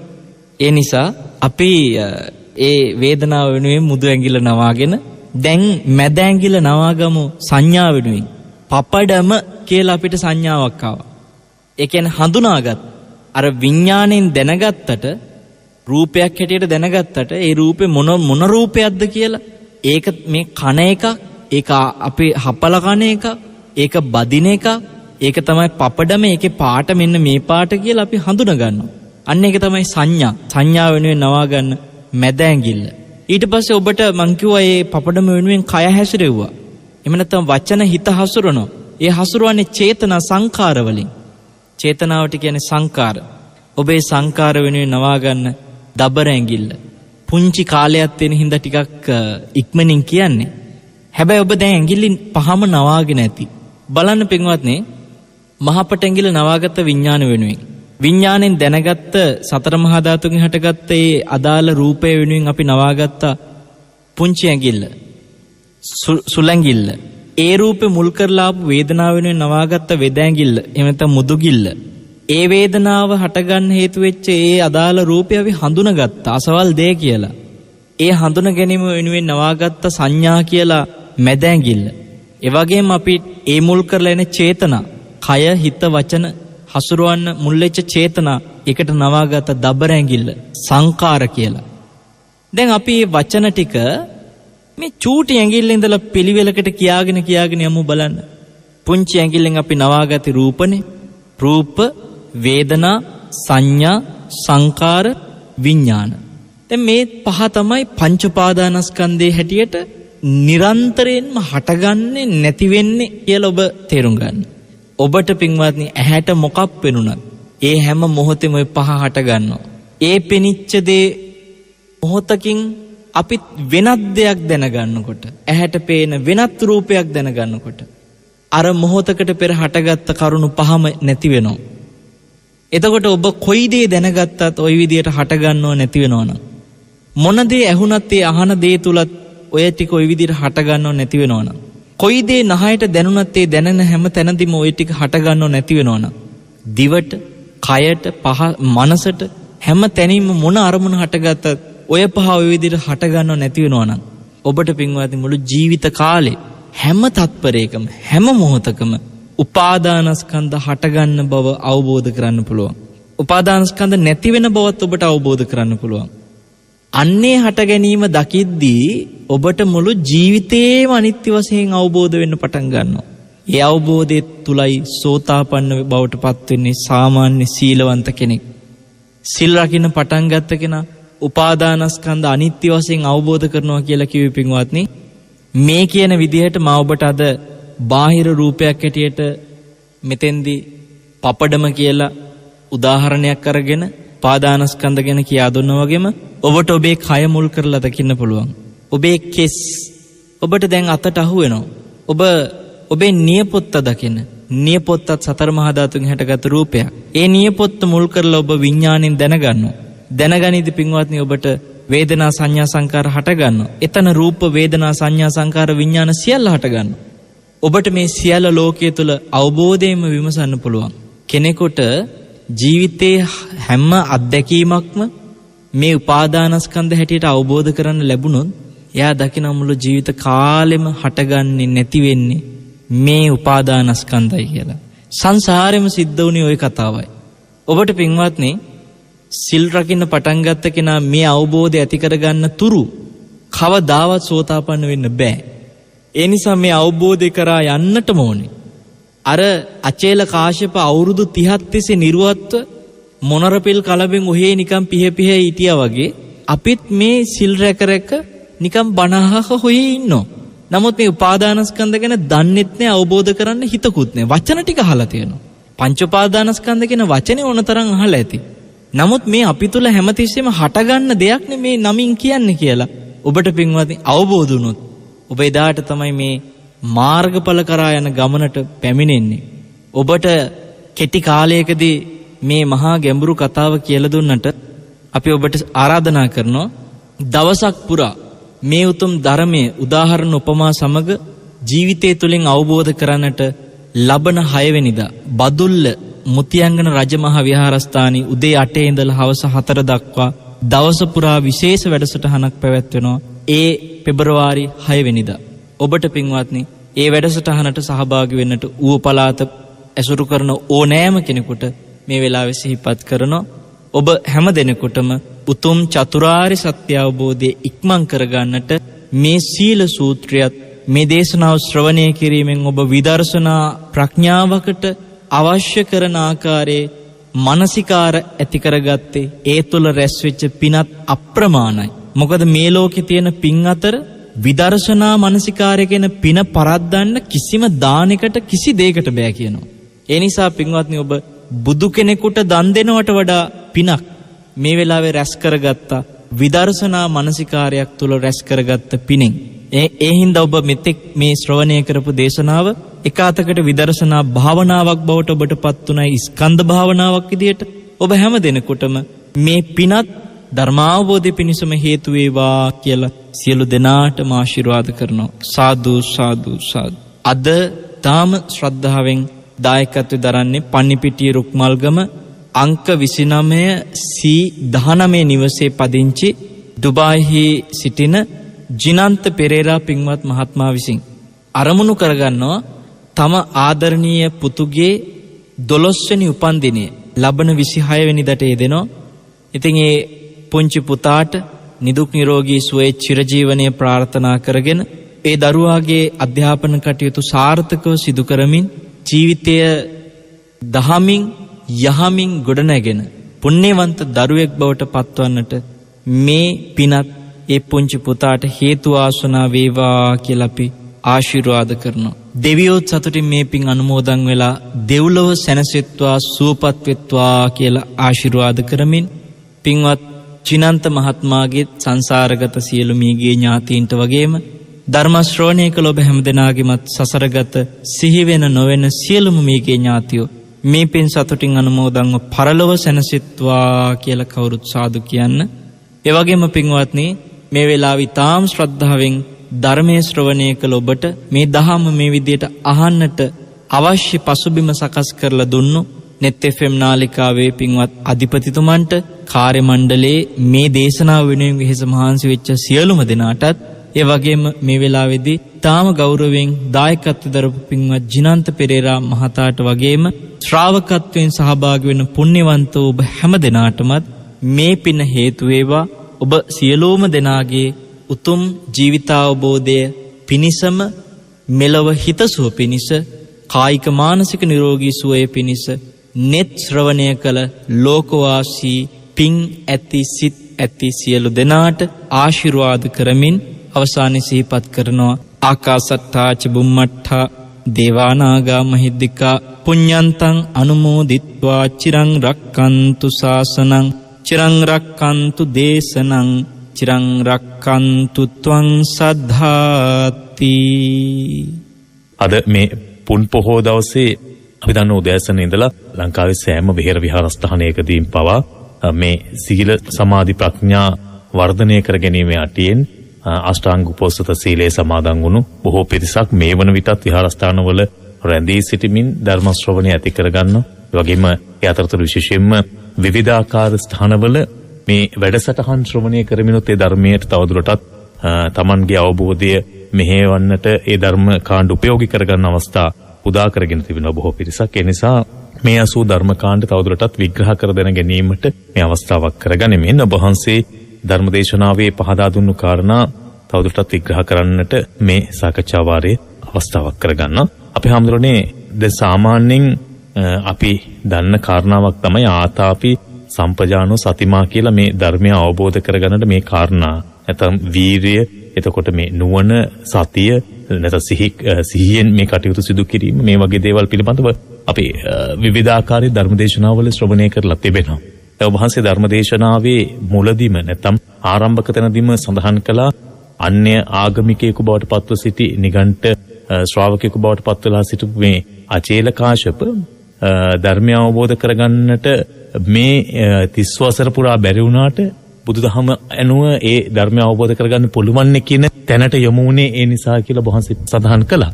ආම්ත්‍රණ දැන් එතකොට අචේල කාශ්‍යපත් මේ වීරියක් වැඩුවා, නුවණක් තිබුණා. ඒ අචේල කාශ්‍යපටත් යම් ආකාරයේ ඒ කටයුතු කරන්නට හොඳ මනාව වූ අවබෝධයකින් කරන්නට සතියක් නැත්නම් සිහිනුවණක් තිබුණා. එතකොට ඒ අයට ධර්මය අවබෝධ කරගන්නට බැරි වුණේ මොකක් නිසාද කියන කාරණාවෙන්ම මේ ධර්ම සාකච්ඡාව ආරම්භ කරන්නට ඔබ වහන්සේට ගෞරවයෙන් ආරාධනා කරනවා. මේ උතුම් පුන් පොහොය දවසේ අපි සමග සිත්නෙත් අසපුවට ගොඩ වදින පුණ්‍යවන්ත ශ්‍රාවක ශ්‍රාවිකාවන් පැවිදි හෝ වේවා, ගිහි හෝ වේවා, ඒ පුණ්‍යවන්ත සියලුම දෙනාට අපි ආශිර්වාද කරනවා. පළමුවෙන්ම ඔබේ ධර්ම අවබෝධය මේ වැඩසටහනත් උපකාර කරගෙනම ඉක්මන් කරගන්නට ලැබේවා කියලා හැම දිනාටම තෙරුවන් සරණ ප්‍රාර්ථනා කරමින් මේ වෙලාවේ අපි පින්වත් වරුණ මහත්මයා අහපු ප්‍රශ්නය පිළිබඳව හිතුවොත් මෙතෙන්දී වරුණ අපිට තේරුම් ගන්න පුළුවන් සිහිය, වීරිය ආදී මේ වචන අපේ සමහර වෙලාවට බුදු සසුන තුල ශ්‍රාවකයන්ට විතරක් තිබුණා කියලා කියන්නේ නැහැ. එහෙමයි. ඒ වීරිය ඔය කිව්ව විදිහට අචේල කාශ්‍යපටත් හොඳට තිබුණා. එතකොට ඒ වගේ වීරිය වඩපු අය බොහෝ හිටියා. සමහර වෙලාවට වරුණ ඔහොම නෙමෙයි, ඇතැම් අය තමන්ගේ ජීවිතේ පරදුවට තියලා දුෂ්කර ක්‍රියා කරපු බොහෝ අය හිටියා. දැන් මේ නම් නිර්වත් ඔය මොනර පිල් කලඹක් කරන් ඇවිත් විතරනේ හිටියේ. සමහර අය එහෙම නෙමෙයි. කන්නේ නැහැ. සමහර ලාවට ඔව් පුදුම වෘත ඒ කියන්නේ ජීවිතේම විනාශ වෙන විදිහට ගිනි තපෙමින් නොයෙකුත් දේ කරමින් ඇතැම් දුෂ්කර ක්‍රියා කළා. එතකොට ඇතැම් අය හිටියා තනි කකුලෙන් හිටගෙන ඉන්නවා. ඒතර ඒක බොහෝ කරනවා. ඒ කකුල ඊට පස්සේ වේදනාව දැනෙනකොට හොරා ගානක් ගිහිල්ලා ඊට පස්සේ ඊළඟ කකුලෙන් හිටගෙන ඉන්නවා. ජම්බුක වගේ අය. ඔව්. එතකොට මේ අපිට පේනවා මේ වගේ දෙයක් කරන්නත් වීරියක් ඕනේ නැද්ද? දැන් තනි කකුලෙන් එහෙම එක දිගට හිටගෙන ඉන්නකොට වරුණ ඒකට ලොකු වීරියක්. දැක්ක මේ පැයක් මේ බනහගෙන එක විදිහකට ඉන්න බෑනේ අපිට. වාඩි වෙලා ඉන්න කකුල් දෙක තියන් ඉන්න බෑනේ. එතකොට වීරිය කරපු පමණින් මේක ආතාපිත. අන්න ඒක අපි තේරුම් ගන්න ඕනේ. වරුණ මෙතනදී ඔය වීරිය, සිහිය මේ ඔක්කොටම උඩින් තියෙනවා එකක්. අන්න ඒක අපි දැනගත්තම ඒ වීරිය, සිහිය ඔක්කොම ඒ දෙයට අනුව කියලා තේරුම් ගන්න පුළුවන්. බලන්න වීරියට කියන්නේ සම්මා වායාම. මං කියන්නේ ධර්මය අවබෝධ කරන් නිවන් දකින්න ඕන කරන වීරියක් තියෙනවා නම් ඒකට කියන්නේ සම්මා වායාම. නිකම් වායාම නෙමෙයි, සම්මා වායාම. එතකොට ඒ ධර්මය අවබෝධ කරන්න ඕන කරන මාර්ගඵල ලැබෙන සතියට කියන්නේ සම්මා සතිය.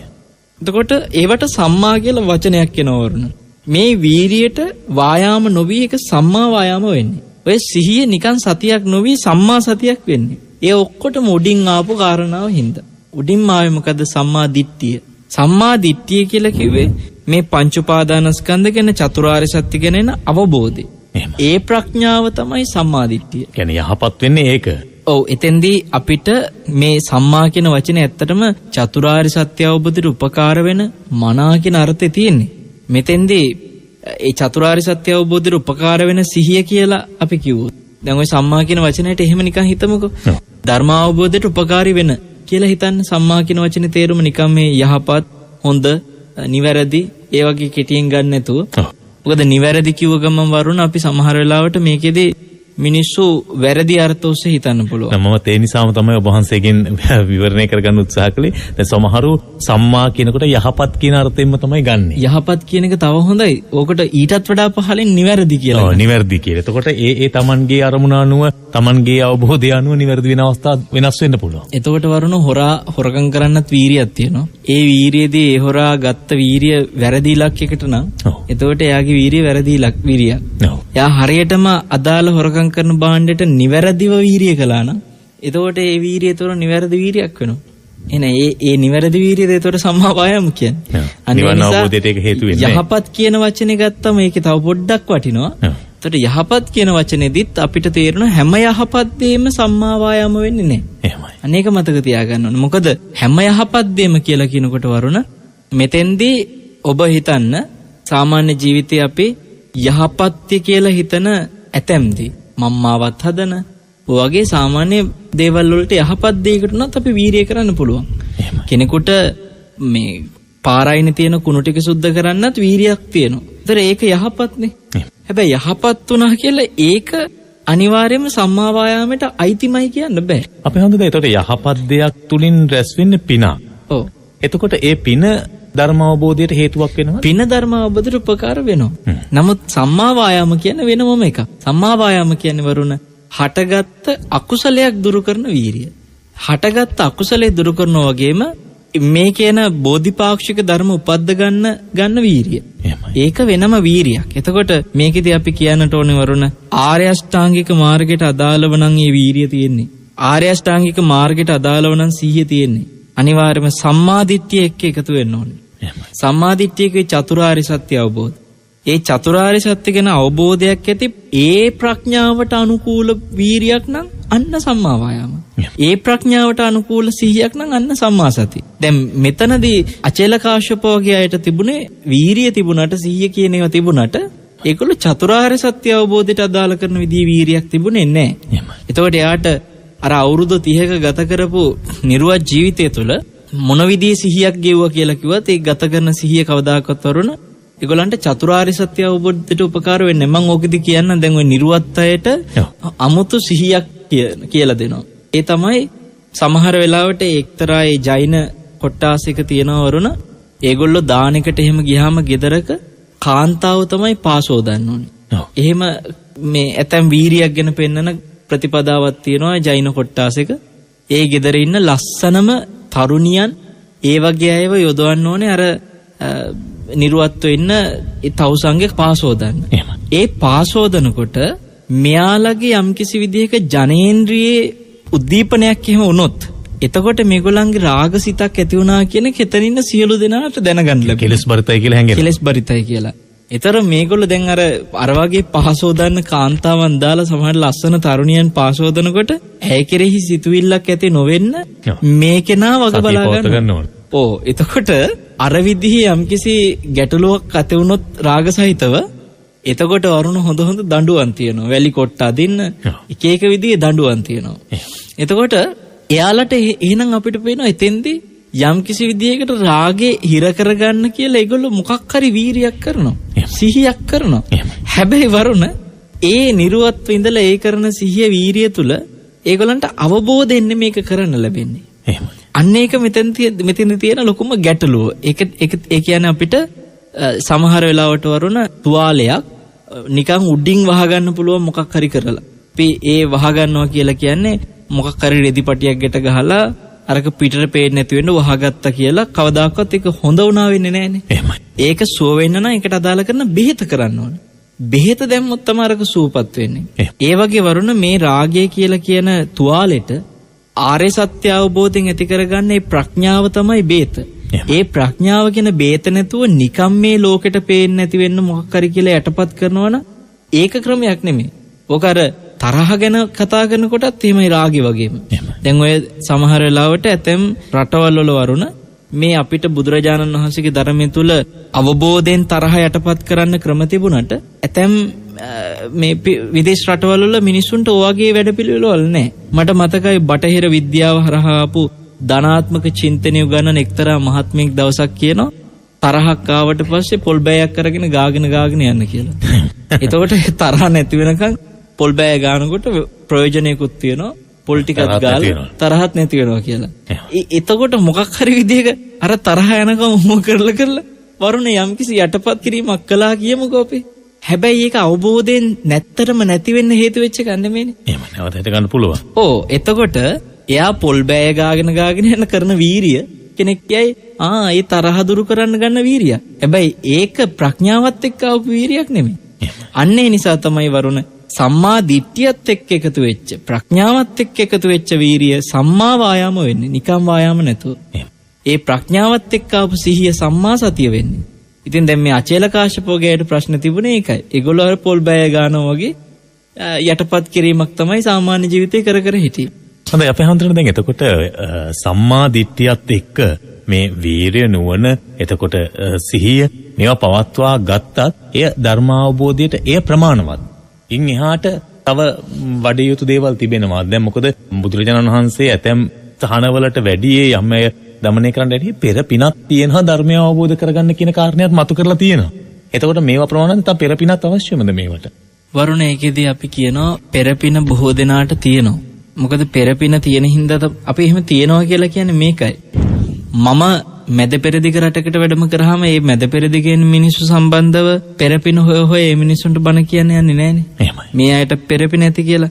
ඒගොල්ලන්ට යම්කිසි පෙර පිනක් නැති හින්දා තමයි ධර්මයෙන් ඈතක ඉන්නේ. එහෙමයි. ඒතකොට අපේ ඇත්තෝ මේ මොහොතේ සිත්නෙත් අසපුවහන අය අනේ අපිට පෙර පින තියෙනවද ගා හොයන්න දෙයක් නැහැ. පෙර පින තියෙන හින්දා තමයි මේ ඇහෙන්නේ. යම්කිසි ඒ පෙර පිනෙන් මොකද්ද අපිට ඕන කරන්නේ? වරුණ අපිට පිනින්ද ඕනේ ධර්මය අහන්න හිත නැමෙන බව. ධර්මය අහන්න හිත නැමෙන්නේ නැති කෙනා තුළ තාම අන්න පින මෝරලා නැහැ. ඉතින් ඔබට දැන් මේ මොහොතේ ධර්මය ඇහෙනවා නම් අහන්න අවශ්‍ය හිතත් ඔබ තුලත් තියෙනවා නම් එතකොට ඔබ පුණ්‍යවන්තයි. ඒ පෙර පින තුළ ඊළඟට අපිට ගැටලු තියෙනවා. ඒ කියන්නේ ධර්මය අවබෝධ කරන්න අවශ්‍ය කරන හිත මෝරලා තියනවද කියලා බලුවොත් පිනට අනුව ඒකෙදී අපි දන්නේ නැනේ වරුණ මගේ හිත කොච්චර මෝරලාද මම අතීත ජීවිතවල හොඳට පුරුදු පුහුණු කරපු කෙනෙක්ද නැද්ද අපිට ඒක හොය මේ වෙලාවෙ ඉන්න අවශ්‍ය නැහැ. ඒත් අපි ඒකෙදී මෙහෙම යෝජනා කරනවා. මේ වෙලාවේ ඔබ මේ මාර්ගේ වඩන උත්සාහ කළොත් අතීතේ කලේ නැත්තම් ඔබට ඒ කරන උත්සාහය අද කරන උත්සාහය හෙටට උපකාර වෙනවා. වර්තමානයේ අනාගතයට උපකාරී. අතීතේ පුරුද්ද නොතිබුණා නම් වර්තමානයේ මේක ප්‍රතිපදාවේ යෙදීම අනාගතේ හෝ ලබන්න උපකාර වෙනවා. කියන්නේ ආයෝජනය කරන එකේ ප්‍රතිලාභයක් තියෙනවා. ඒතර අතීතේ වඩලා නම් අද කරන ප්‍රතිපත්තිය තුළ අද ප්‍රතිඵල ලැබේ. ඒතර වරුණ අද ප්‍රතිඵල ලැබුණත් අද කරන්න ඕනේ. හෙට ප්‍රතිඵල ලැබුණත් අද කරන්න ඕනේ. ඒක තමයි තේරුම. ඒ හින්දා පින තියනවද නැද්ද කියලා හොයන්න දෙයක් නැහැ. ඔබට ධර්මයේ ඇහෙනවා නම් ඔබ ධර්මයේ අවබෝධ කරන්න මහන්සි ගන්න එක අද කළ යුතුමයි කියන එක තමයි කියන්න තියෙන්නේ. ඒ නිසා තමයි බුදුරජාණන් වහන්සේ හැමතිස්සෙම කොටින්ම වරුණ එක අවස්ථාවක බුදුරජාණන් වහන්සේ වදාළ මේ මුළු බුද්ධ ශාසනයම කැටි කරලා එක වචනයකට ගන්නවන. තථාගතයන් වහන්සේගේ සමස්ත සියලු දේශනවල හරය මෙන්න මේකයි කියලා එක වචනයකට ගන්නව නම් ඒ අප්‍රමාද කිව්වා. ඒක පුදුම වචනයක්. අප්‍රමාදය කියන වචනේ සියලු දේශන ඇතුළත් වූ වචනයක් කිව්වා. එහෙනම් අපිට පේනවා මේ හැම කරුණකදීම බුදුරජාණන් වහන්සේ ප්‍රමාද වෙන්නට එපා අප්‍රමාදේ කියන එක උන්වහන්සේ කොටින්ම වරුණ පිරිනිවන් පාන්න කිට්ටු වෙලා අන්තිම අවවාද හැටියට කළෙත් මොකද්ද? එතනදිත් උන්වහන්සේ වදාළේ අප්‍රමාදී වෙන්න කියලානේ. එතකොට තථාගතයන් වහන්සේට පිරිනිවන් පාන මොහොතේ කොච්චර ශ්‍රාවකයන්ට කියන්න දේ තියෙනවද? මේ අවුරුදු 45 තිස්සේ උන්වහන්සේ වදාළ නොඑක් සද්ධර්මයේ තුල උන්වහන්සේ නොඑක් සූත්‍ර නොඑක් ආකාරයෙන් විස්තර කරද්දී නොඑක් උපමා උදාහරණ කියද්දී උන්වහන්සේට අවසානයේ දෙන්න කොච්චර අවවාද තියෙනවද? උන්වහන්සේ ශික්ෂාපද කොච්චර පනවලා තියෙනවද? හැබැයි උන්වහන්සේ අවසාන වශයෙන් කිව්වේ එකම අවවාදය තමයි අප්‍රමාදී වෙන්න කියලා. එතකොට අපිට ඒ හින්දා මේ වෙලාවේ මට පින තියෙනවද නැද්දක ප්‍රමාදී වෙන කල්පනාකාරී මතවලට නොයා අපි ඔබට මතක් කරන මේ වෙලාවේ ඔබට අතීත පිනක් තිබ්බත් ඔබ අද වැඩ කරන්න ඕනේ. නැත්තම් ඔබට අතීත පිනක් ලබනාත්මේ තියෙන්න ඕන නම් ඒත් ඔබ අද වැඩ කරන්න ඕනේ. මොන වැඩද? මේ ධර්ම මාර්ගයේ හැසිරෙන්න අවශ්‍ය කරන ප්‍රතිපදාව.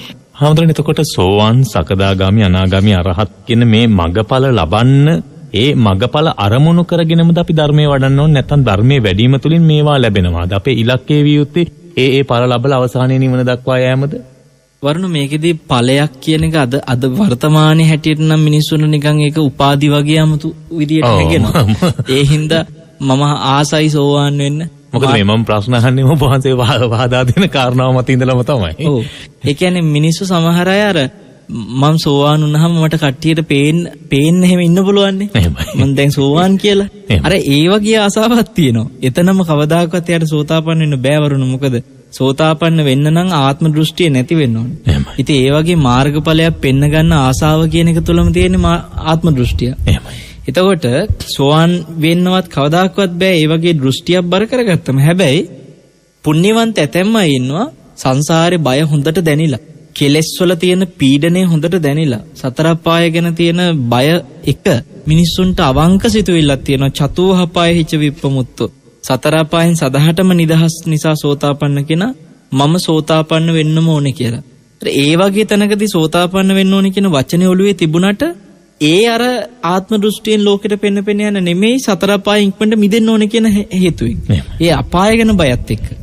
එවැනි කෙනෙකුට අපි කියනවා ඒ කෙනා ඒ මාර්ගඵලය ඔළුවේ තියාගෙන එහෙම වැඩුවා කියලා ගැටලුවක් වෙන්නේ නැහැ. ඒ නිසා අපි අර සාමාන්‍ය මිනිස්සුන්ගේ තියෙන ආශාව උපාදීයක මට්ටමේ අනුන්ට පෙන්න ඉන්න ඕනකම හින්දා යෝජනා කරන්න කැමති හැමතිස්සෙම මාර්ගඵල ලබන්න තියනවා කියන කැමැත්තට වඩා කෙලෙස් දුරු කරන්න තියෙන කැමැත්ත කියලා වගේ සිතුවිල්ලක් ඇති කරගත්තා නම් වටිනවා. ඔව්. එතකොට අර ටික ඉබේම ලබන්න පුළුවන්. ඔව්.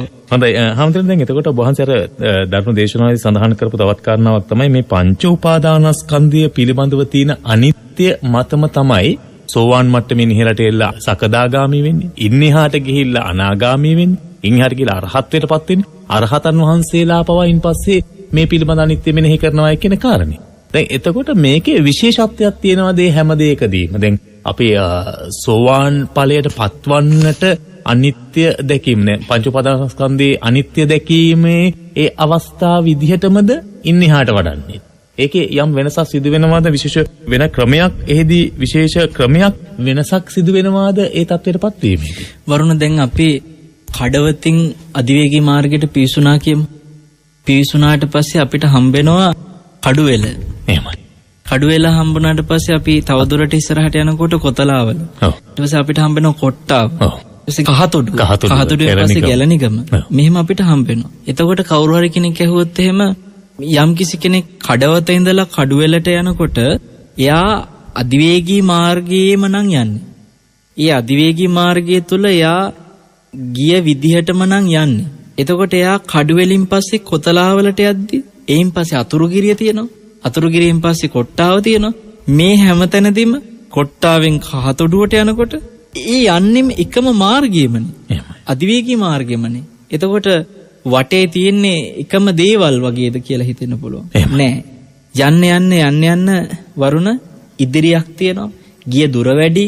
එතකොට දැන් වටපිටාවේ පේන දේවල් අතර පැහැදිලි වෙනසක් තියෙනවා.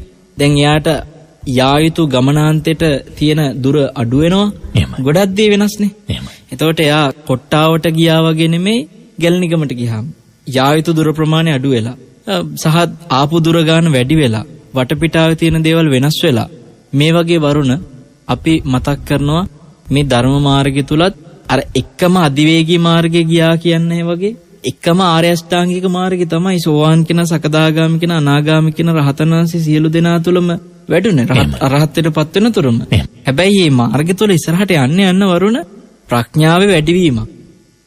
දැන් අර ආපු දුර ගමනේ වැඩිවීමක් වගේ ප්‍රඥාවේ වැඩිවීමක් තියෙනවා. ඊට පස්සේ යා යුතු දුර ගමන අඩුවීමක් වගේ කෙලෙස් වල අඩුවීමකුත් තියෙනවා. ඒතර මේකෙදි අපි එහෙනම් සිහිය තියාගන්නට ඕනේ අවබෝධ කරන්නේ පංච උපාදානස්කන්ධෙම තමයි. එහෙමයි. හරියට ගමන් කරන්නේ අධිවේගී මාර්ගය තුලම වගේ. බයි පංච උපාදානස්කන්ධෙම විමසුවට පංච උපාදානස්කන්ධය අනිත්‍යම දැක්කට ඒ අනිත්‍ය දකිද්දි වරුණ සෝතාපන්න කෙනා පංච උපාදානස්කන්ධ ගැන දකින්න මට්ටමට වඩා දෙයක් සකදාගාමි කෙනා ඊට වැඩි සියුම් විදිහට උපාදානස්කන්ධයන්ගේ අනිත්‍ය දකින්න. එහෙමයි. ඊට වඩා ප්‍රමාණිකින් අනාගාමි කෙනා දකින්න රහතන් වහන්සේ පරිපූර්ණවම අනිත්‍ය අවබෝධ කරලා. එහෙමයි. එතකොට මොකද ප්‍රඥාව තව වැඩෙනවා කියන එකයි තේරුම. සෝතාපන්න වුණා කියලා ප්‍රඥාවට පැමිණියා තමයි. හැබැයි ප්‍රඥාව පරිපූර්ණ වෙලා නැහැ. එහෙමයි. පරිපූර්ණුනේ රහතන් වහන්සේ. සෝතාපන්න කෙනාට වීරිය තියෙනවා තමයි. හැබැයි වීරිය පරිපූර්ණ නැහැ. පරිපූර්ණ වෙන්නේ රහතන් වහන්සේ. එහෙනම් අපිට පේනවා මේ අවබෝධය කියන එකේදී අපිට ටික ටික යන්න වරුණ ඒ එන අවබෝධය ටික ටික වැඩි වෙනවා. එතකොට අරහතන් වහන්සේලාගේ ඒ தત્ත්වයේ